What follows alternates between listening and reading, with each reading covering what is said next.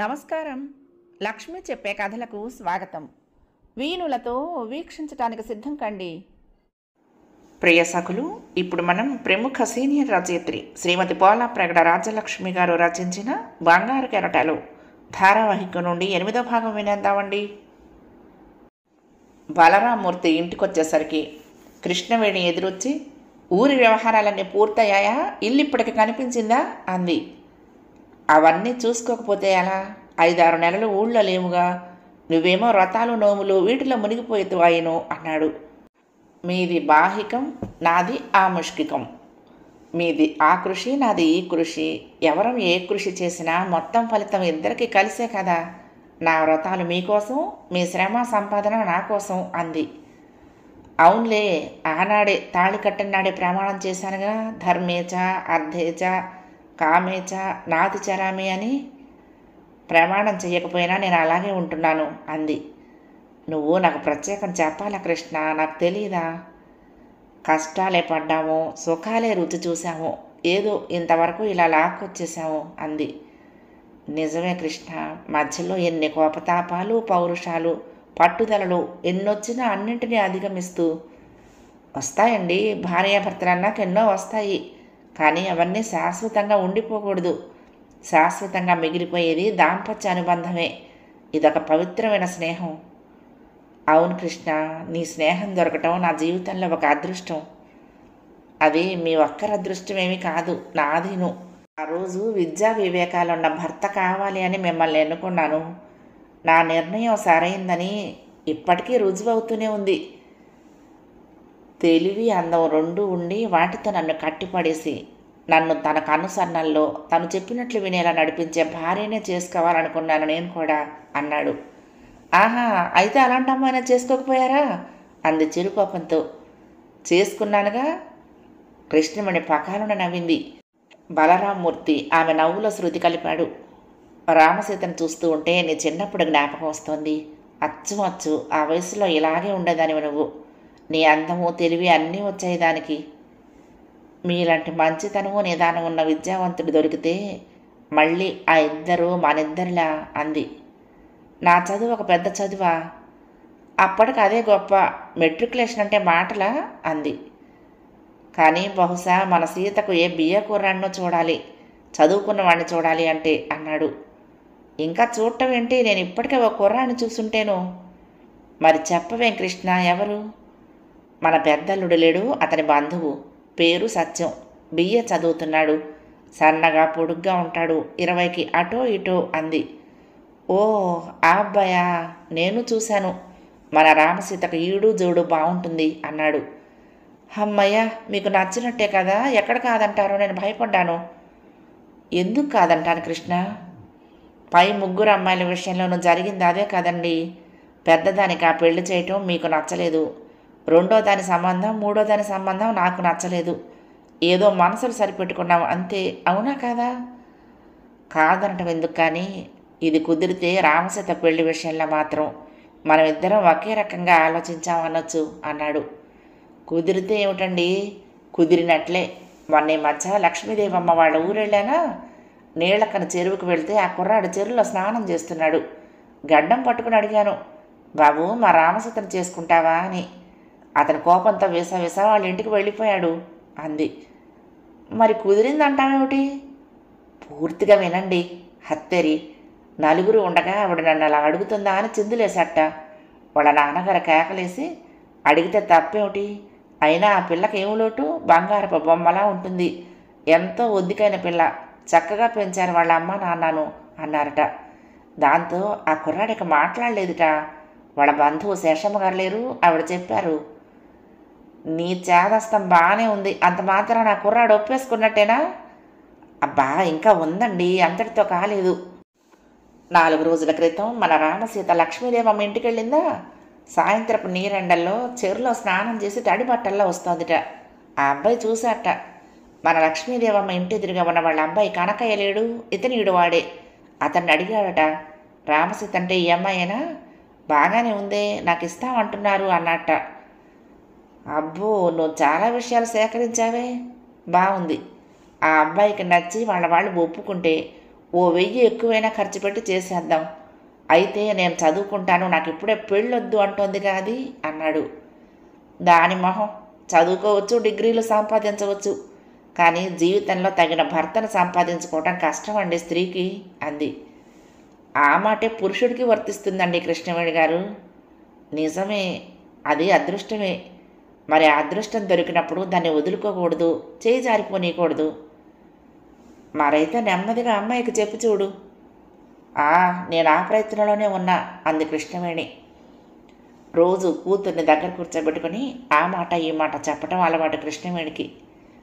చదువు ముఖ్యమే ఆడపిల్లకి, కానీ అంతకంటే ముఖ్యం చదువు సంస్కారం ఉన్న వరుడు దొరకటం అంది ఓ రోజున.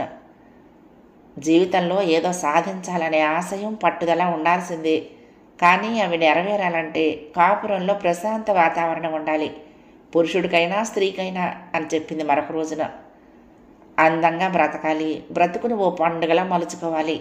అది చేతకాకే కొందరు జీవితాన్ని నరకం చేసుకుంటూ ఉంటారు. దేవుడు మగాళ్ల కంటే ఆడవాళ్ళకి కాస్త గడుసుదనమో చాకచక్యం ఇచ్చాడు. అవి ఉపయోగించుకుంటూ మనం తెలివిగా ఉంటే బ్రతుకంతా బంగారు కెరటాలే అని మరొక మారు. వినటానికి 2 చెవులు ఇచ్చిన దేవుడు మాట్లాడటానికి ఒక్క నాలికే ఎందుకు ఇచ్చాడో తెలుసా? ఎక్కువ విని తక్కువ మాట్లాడమని. కటువుగా అసలు మాట్లాడకూడదు అంటూ మరొక రోజు. కష్టపడి చదివితే చదువు వస్తుంది, డిగ్రీలు వస్తాయి. పరవశించే హృదయం, పరోపకారం చేసే బుద్ధి మాత్రం ఎంత శ్రమపడ్డా రావు అని. ఇలా రోజు ఏదో ఒక మంచి మాట కూతురికి చెప్పేది కృష్ణవేణి. రామసీత అన్నీ శ్రద్ధగా వినేది, ఆ ప్రకారం ఒద్దికగా నడుచుకునేది. బాగా చదువుకోవాలి, ఏదో సాధించాలి అని కోరిక. అందుకు ఇంట్లో పరిస్థితులు అనువుగా కనిపించడం లేదు. అందుకే కాబోలు అమ్మ నాన్న తనకు పెళ్లి ప్రయత్నాలు చేస్తున్నది. పెళ్ళి అది తను ఆ రోజున స్నానం చేసి వస్తున్నప్పుడు చూసిన సత్యంతో. అతని గురించి ఆలోచిస్తే తనకు మనసులో ఓ కులుకు, నడకలో ఓ వయ్యారం. ఇదంతా ఏమిటి? సత్యం అంటే తనకిష్టమా? ఏమో బాబు అనుకుంటూ ముఖాన్ని సిగ్గుతో 2 చేతుల్లోనూ దాచుకుంది. అమ్మ చూచాయిగా చెబుతోంది, సత్యాన్ని చేసుకుంటే బ్రతుకు పాలకడలి అవుతుందని, తన జీవితంలో ఇంకా అన్ని రోజులు బంగారు కెరటాలే అని. అది ఎలా సాధ్యం? జీవితం అంటేనే కష్ట సుఖాల మిశ్రితం, వెలుగు చీకట్ల కలలేతాను. అంతా వెలుగే అంటే ఎలా నమ్మటం? రామసీత మనసు మీద, హృదయం మీద యవ్వనం తాలూకు ప్రభావం రోజు రోజుకి అధికం కాసాగింది. చెరువులో వికసించే తామరపూలు, ఆకాశంలో తారట్లాడే తేలిమొబ్బు, గాలిలో విహరించే పక్షులు, లోకాన్నంతటినీ పాల సముద్రంలా మార్చేసే పున్నమి వెన్నెల, పరుగులు తీసే గోదావరి, ఎటు చూసినా విరబూసిన అందాలు, గుండెల్ని కుదిపి పరవశింపచేసేటట్లు చేయాలని, పున్నమి వెన్నెల్లా విరబోయాలని, పూల పరిమళంలా ప్రకృతి నిండా వ్యాపించాలని, ఏదో తెలియని ఆశ, ఆనందం. ఊహల్లో ఉయ్యాలలుగుతూ, కళ్ళ లోకంలో తేలిపోతూ, ప్రతి కదలికలోనూ, ప్రతి మాటలోనూ 1000 నెమళ్లని, 1,00,000 వీణల్ని స్ఫురింపచేస్తూ, పులకించిన యవ్వనంలా, విరబూసిన విరితోటలా, అందాల హరివిల్లులా ముగ్ధ మనోహరంగా కనిపించసాగింది రామసీత.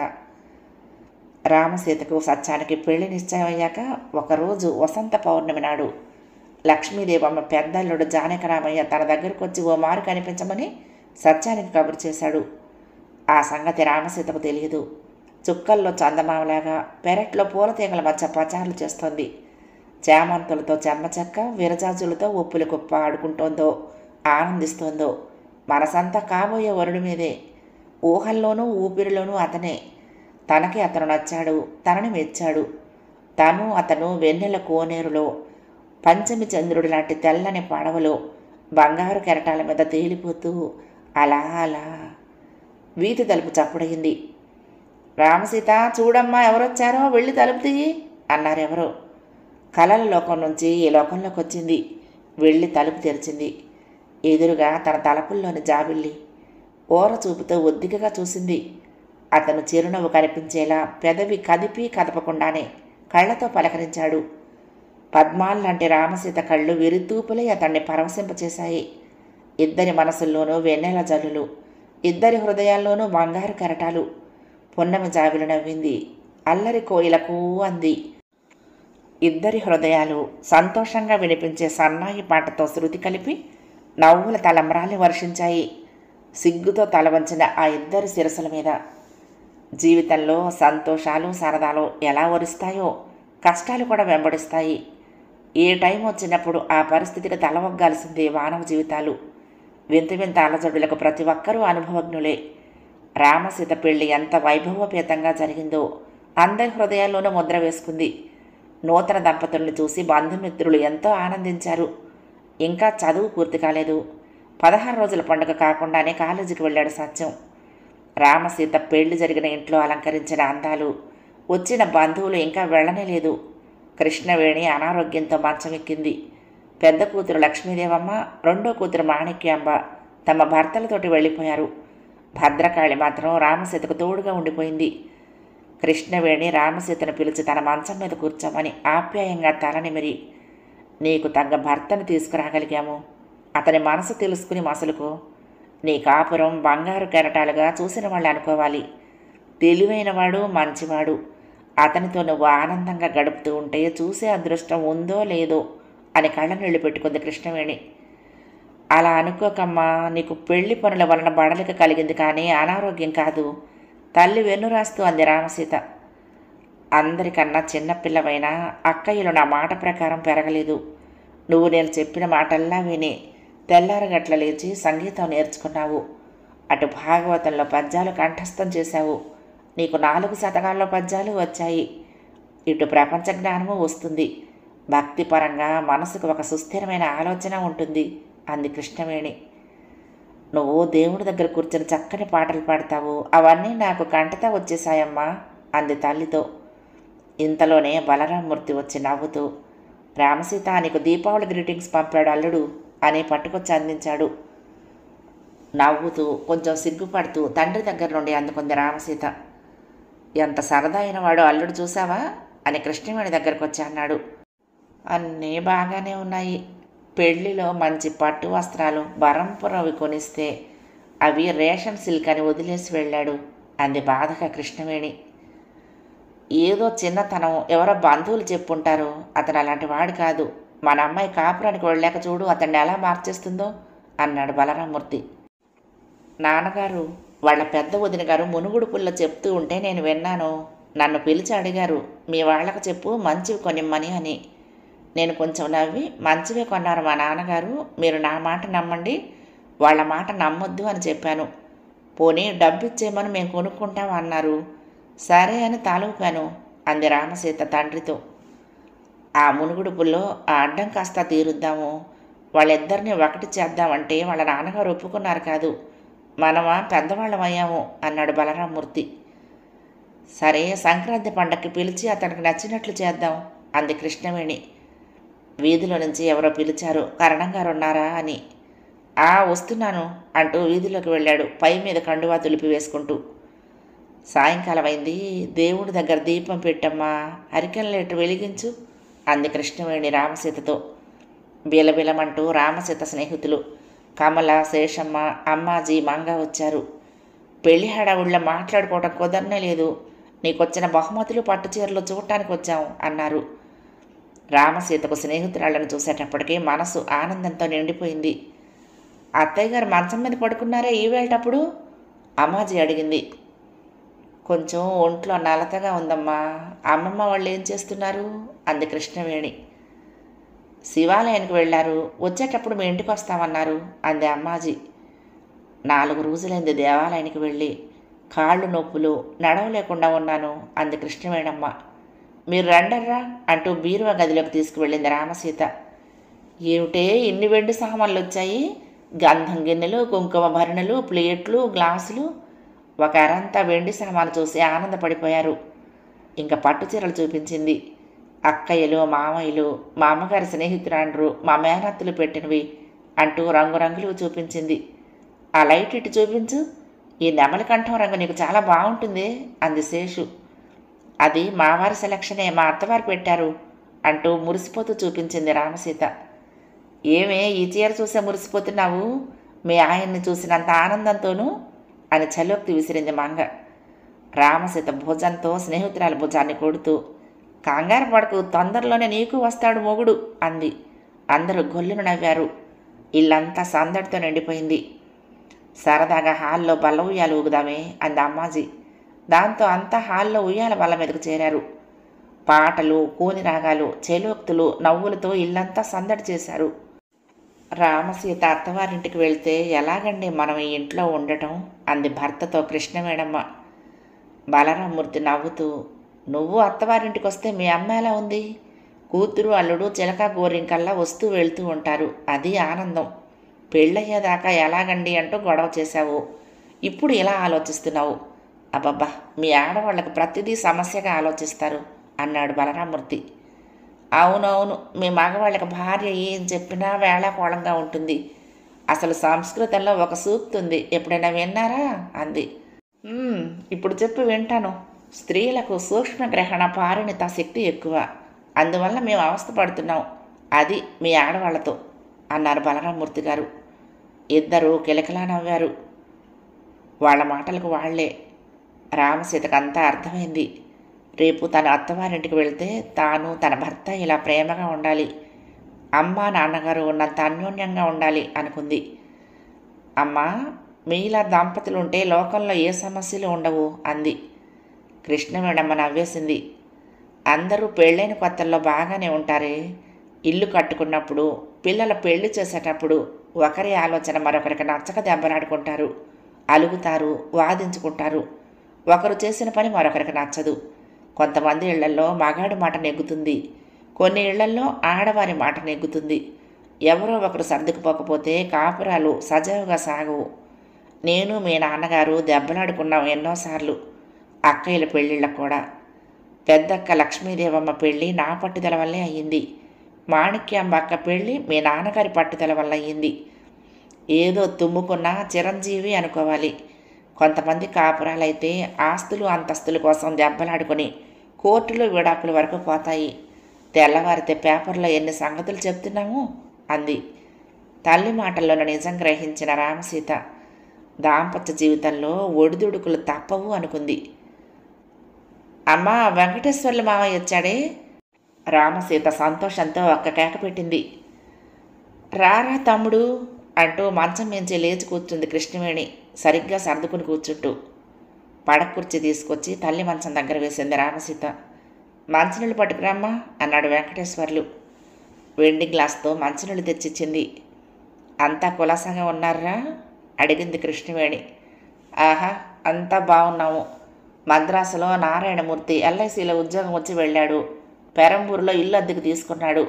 రామసీత పెళ్లికి రాలేదని అనుకున్నాడు. దృష్టి అంతా ఇక్కడే ఉందని నీకు ఉత్తరం రాశాడు అన్నాడు. మీరంతా పెళ్ళికొచ్చి సాయం చేశారు కనుకనే మీ బావకి కొంత శ్రమ తగ్గింది. అయినా నారాయణమూర్తి రాని లోటు కనిపిస్తూనే ఉంది అంది కృష్ణవేణి. ఇవిగో అక్క, అమ్మ నీకు పుల్లేటి కూర చీరలు జరీ అంచుకు పంపింది, మినప సున్ని జంతికలు చేసిచ్చింది అని సంచిలో నుంచి అన్నీ బయటికి తీశాడు వెంకటేశ్వర్లు.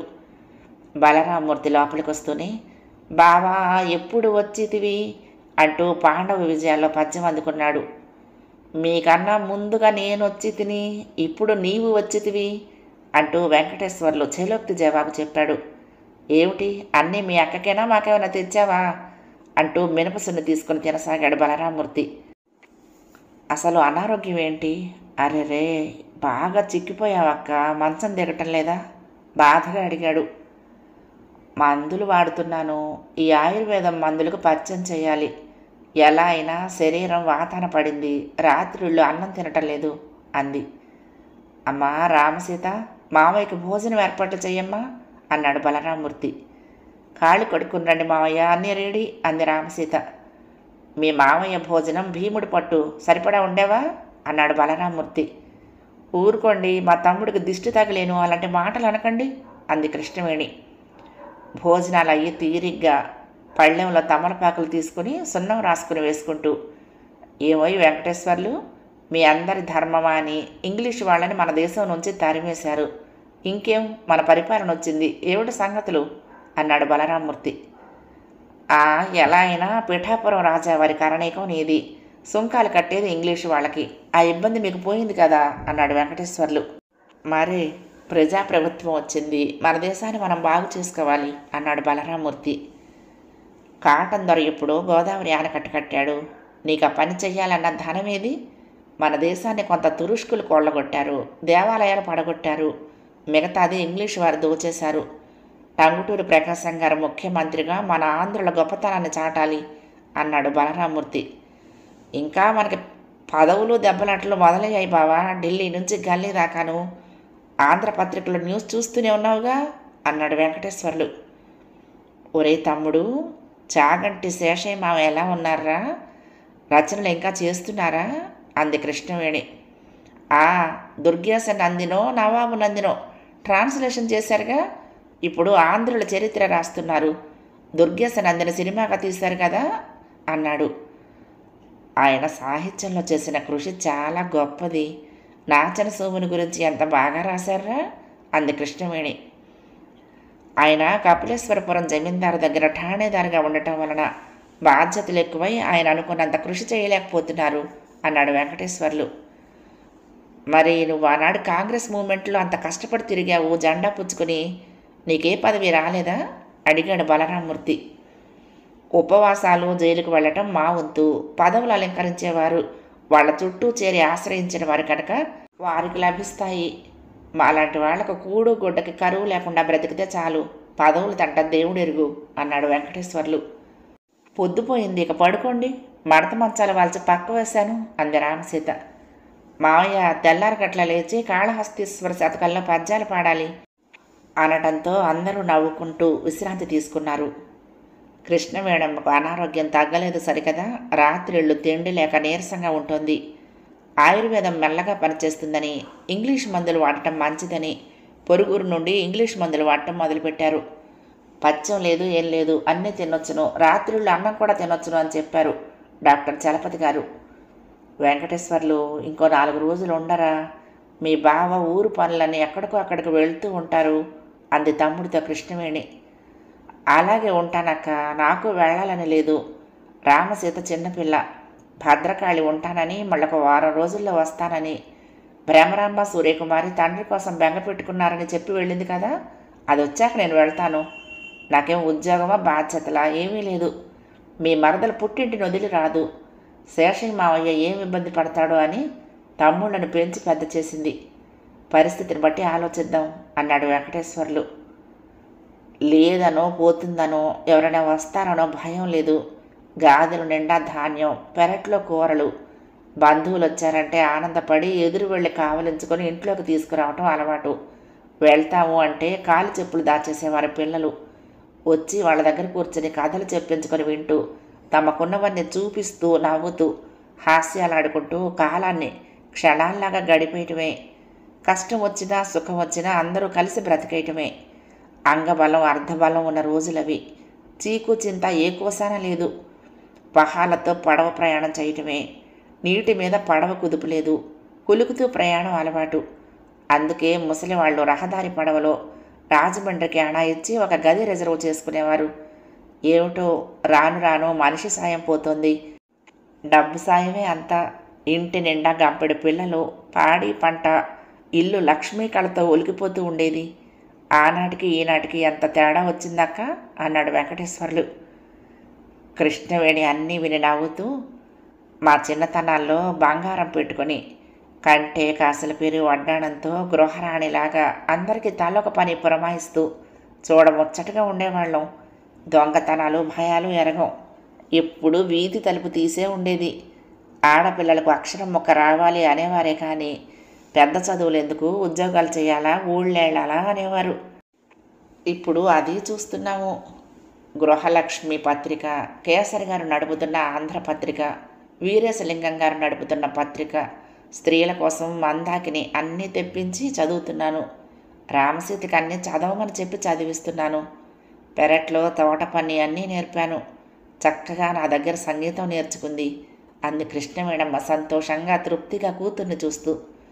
రామసీత అక్కడికి వచ్చి, పెద్ద మావయ్య ఫిడేల్ వాయిస్తాడు, రెండో మావయ్య కాంగ్రెస్ ఉద్యమంలో పాల్గొన్నాడు, కాళహస్తీశ్వర శతకం చదువుతాడు, నాలుగో మావయ్య ఫ్లూట్ వాయిస్తాడు, రామేశ్వరి పిన్ని పాటలు పాడుతుంది, మీ ఇల్లంతా సంగీతం సాహిత్యమును అన్నట్టు కృష్ణమూర్తి మావయ్య పద్యాలు రాస్తారు కదా అంది రామసీత.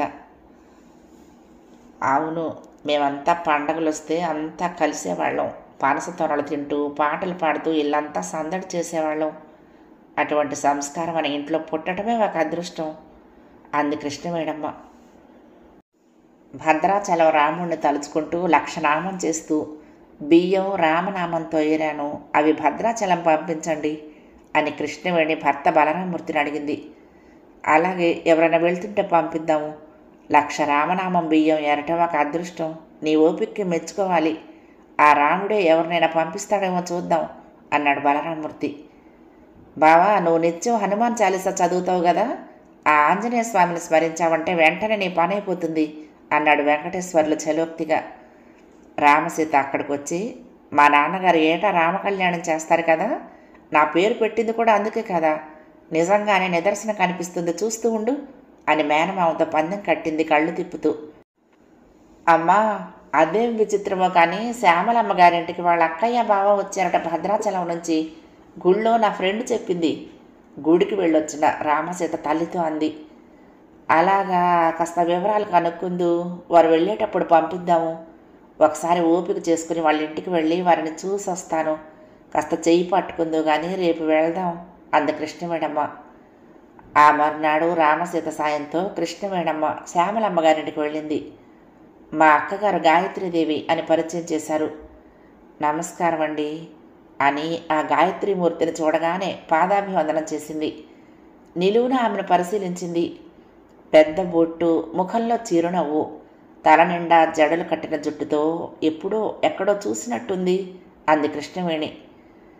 ఆమె గాయత్రీదేవిని ఎరగని వారు ఎవరుంటారు అంది నవ్వుతూ. మా అక్కను అంతా దేవుడమ్మ అంటారు అంది శ్యామల గారు. చూడగానే తెలుస్తోంది ఆమె ముఖ వర్చస్సును బట్టి అంది కృష్ణవేణమ్మ. రామసీతకు ఏదో తెలియని భక్తిభావం కలిగింది. ఆమెను మరీ మరీ గుచ్చి గుచ్చి చూసి కాళ్ళకు దండం పెట్టింది. భద్రాచలం నుంచి వచ్చారని తెలిసింది, గుళ్ళో అంతా చెప్పుకుంటున్నారు అంది రామసీత. అవునమ్మా, నీ ముఖంలో ఏదో వెలుగు కనిపిస్తోంది. చిన్నపిల్లవు, భక్తి వల్ల కలిగిన వర్చస్సు, ముందు ముందు జీవితంలో వెలుగుని ఆ భగవంతుడు కలిగించబోతున్నాడు. నీ భర్త నీకొక వరం అనుకో అంది ఆమెతో గాయత్రీదేవి. రామసీత సంతోషంతో చిరునవ్వు నవ్వి, మీ ఆశీస్సులు అని తల వంచి మరీ నమస్కరించింది. ఆ తర్వాత రోజు ఆమెతో మాట్లాడటం, ఎన్నో సంగతులు తెలుసుకోవటం కృష్ణవేణికి రామసీతకి ఎంతో తొందరగా ఉంది. ఎవరికైనా పొగిడిన వారి దగ్గరే కూర్చోవాలనిపిస్తుంది కదా. నేను ఈవేళ వెళ్ళిపోతున్నాను అని వెంకటేశ్వర్లు వెళ్ళిపోయాడు. గాయత్రీదేవి తరచుగా పాటలు పాడేది. పుస్తకము కలము రెడీగా పెట్టుకుని రాసేది కృష్ణవేణమ్మ. మేమింక 2 రోజుల్లో భద్రాచలం వెళ్ళిపోతున్నాము అని చెప్పినప్పుడు, మిమ్మల్ని వదిలి కాలం గడపగలమా అనిపిస్తోంది అని బాధపడింది కృష్ణవేణి. గాయత్రీదేవి నవ్వి, నువ్వెందుకు వచ్చావో నాకు తెలుసును. నువ్వు 1,00,000 రామనామం చేసిన బియ్యం ఆ రామ సన్నిధిలో అందించమన్నావు. రేపు మీ ఇంటికి భోజనానికి పిలవటానికి వచ్చావు కదూ అంది.